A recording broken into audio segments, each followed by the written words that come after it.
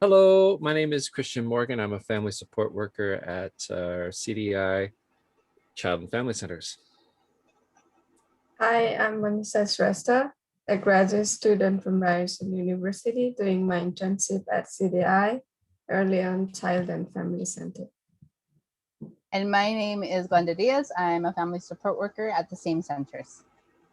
Hi, everyone. My name is Diane. I'm also at the same center, and I am the office administrator. So for today, we're going to be looking at the LookSee, also known as the Nipissing Checklist.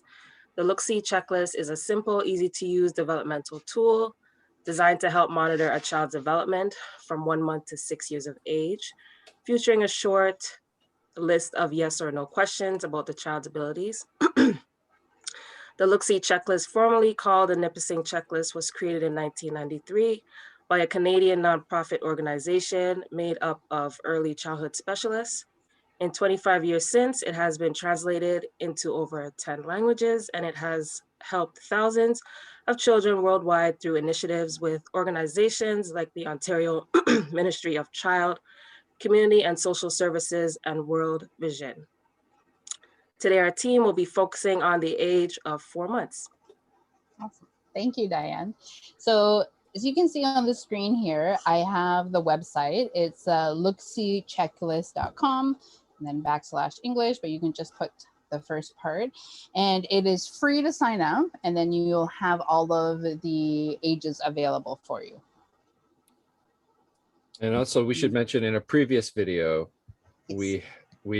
Glenda has gone through going through the website and where to click and all that kind of stuff. So, But it really is a very user-friendly and easy to follow along website. You just need to sign up, and it's completely free to sign up with your email. So, so to get started with the checklist, first thing you need to do is choose the nearest age to your child. So we're looking at 4 months. So if your child is 4 months or really close to 4 months, this is the one that you would choose. So I believe the one after this is 6 months. So somewhere in there is fine. Oh yeah, and then if your child is 3 or more weeks premature, there's a tool on the website to help you determine which checklist to look at based on the prematurity of your baby. And the second one is answer the question. Answer the question to the best of your ability. If you are not sure, try the question with your child. Any examples are only suggestion.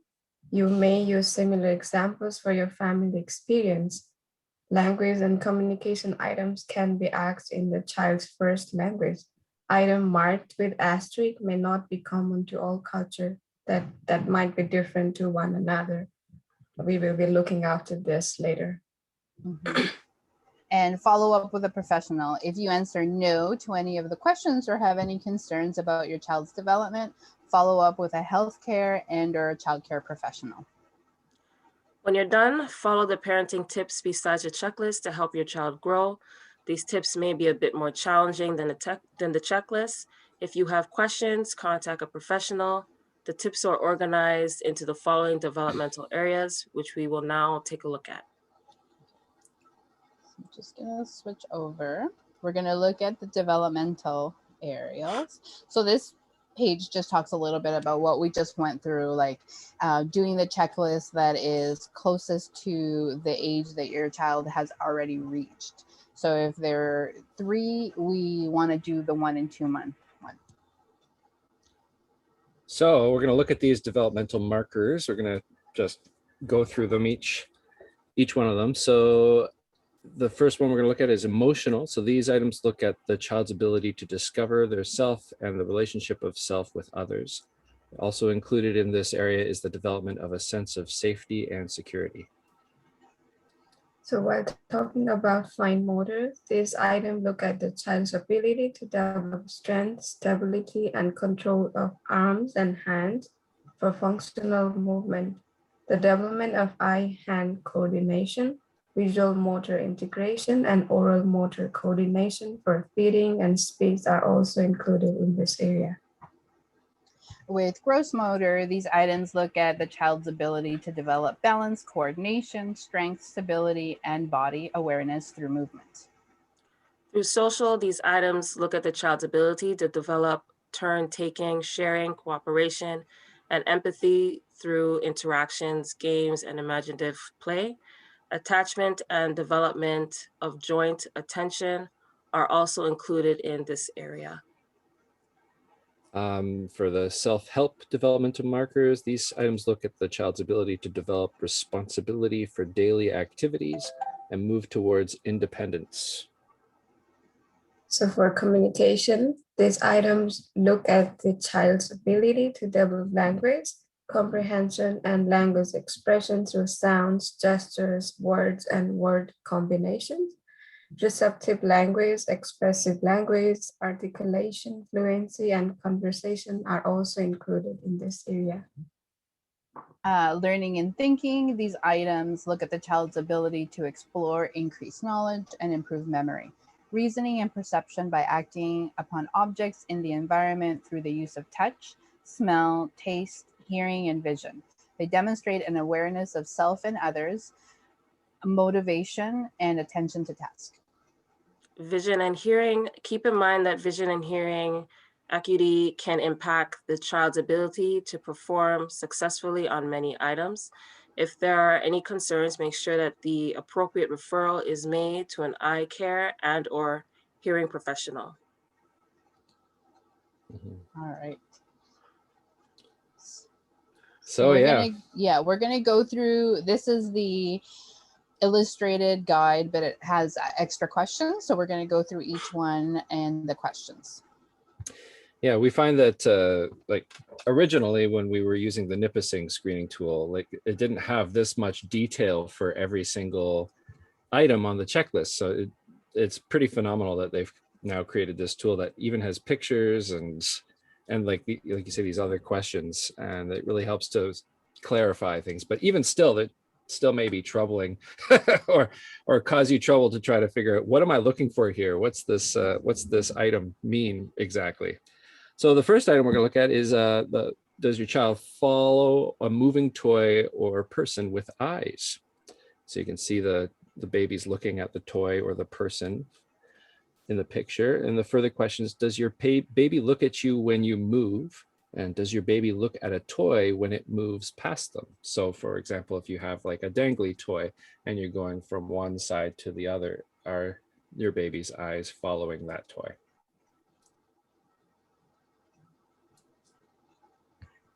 So the other one, does your child glance from one object to another? And for the question, does a baby look from one item to another, like Kristen mentioned before, from one item to another item, do they glance?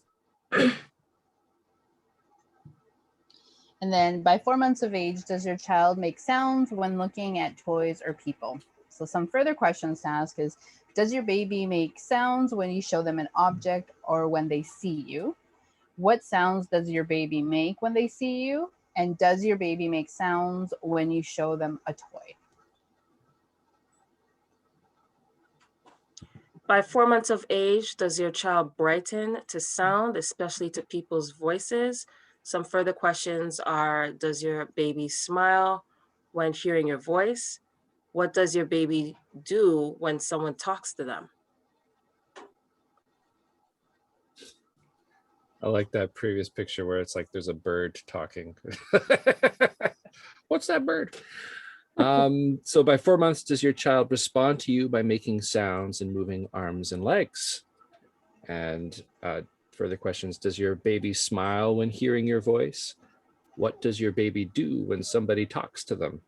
And you can see in the picture, you can see those arms and legs moving. That's they get that excited movement. That's what you're looking for. The kicky legs. Mm-hmm. By 4 months of age, does your child laugh and smile in response to your laughs and smiles?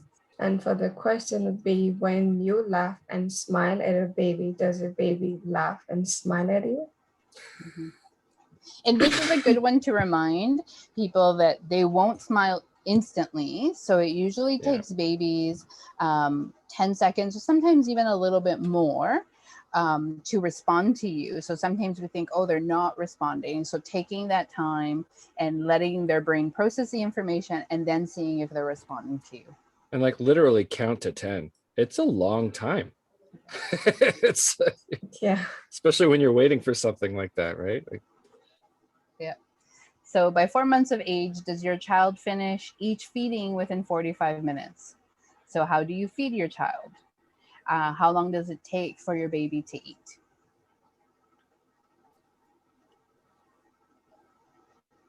By 4 months of age, does your child lift head and chest and support self on forearms when placed on tummy? Some further questions are, if you place your baby on their stomach, do they push themselves up with their elbows or hands? Like I mentioned before, the question with Astrid might vary with different culture, especially with my culture I'm from Nepal. The tummy time is not heavily practiced until the child can uplift their head. It is not heavily practiced, and it is different from whatever I have seen here in Canada. Mhm. so they wait until the baby can actually do it before they start putting them on the floor, like they don't like we see push. here. They don't push to do by the parents until the children can do by themselves. And we were going to say too, is there's other ways of doing Mhm. like tummy time. You could have your baby on your chest, and that way they get the practice of working their muscles. It doesn't have to necessarily be on the floor, although it is ideal because the floor is so hard. And anyway. Yeah, but there are other ways to encourage. Yep. Yeah. So by 4 months of age, does your child bring both hands to chest and keep head in midline when lying on back? So further question, can your baby bring both hands together in front of them when lying on their back? And sometimes you can like have something in front of them that they're trying to grab at. If you want to see that happening, like they might not be able to grab it, but are they moving towards that, right? Are they bringing it together?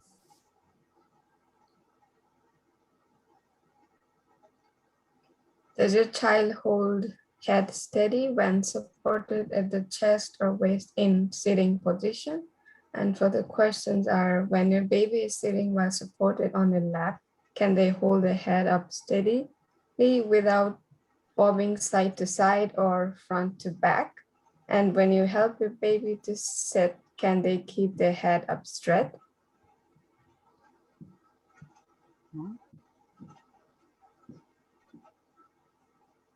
So by 4 months of age, does your child reach for an object when supported in a sitting position? So sitting in an infant chair or on your lap. So further questions are, does your baby reach for things when sitting? Does your baby reach for you when you are sitting, when they are sitting in their infant chair? So, you can encourage just putting something in front of them and seeing if they'll try to reach for it. By 4 months of age, does your child hold an object briefly when placed in hand? Further questions are, can your baby close their fingers around an infant toy? What does your baby do when you put an infant toy in their hand? Awesome. So that is the end of the extended illustrated version of it. So we'll show you. So this is sometimes what it'll look like. So these are on the left-hand side here are all of the questions that we just went through. And this version, they give you tips on how to help your child grow. Yeah. And one of the reasons why we do these screenings is to see, like, if your child isn't meeting one of these things, like early intervention or getting on top of helping your child to reach these developmental stages is really key, right? It can really help a lot. So these tips are to help you get to that point, as well as talking to a professional if you do answer no. So we're going to go through them. So I'll start with the emotional tips. So I need to feel safe and secure so I can focus my attention on exploring the world around me. You won't spoil me by holding me. And that's a big one that some people think that, you know what, we need to make the baby independent. But you don't need to, not yet. We need quiet time together so we can get to know each other. Rock me in your arms, hold me close, make eye contact, talk and sing to me. This is how I learned to trust you.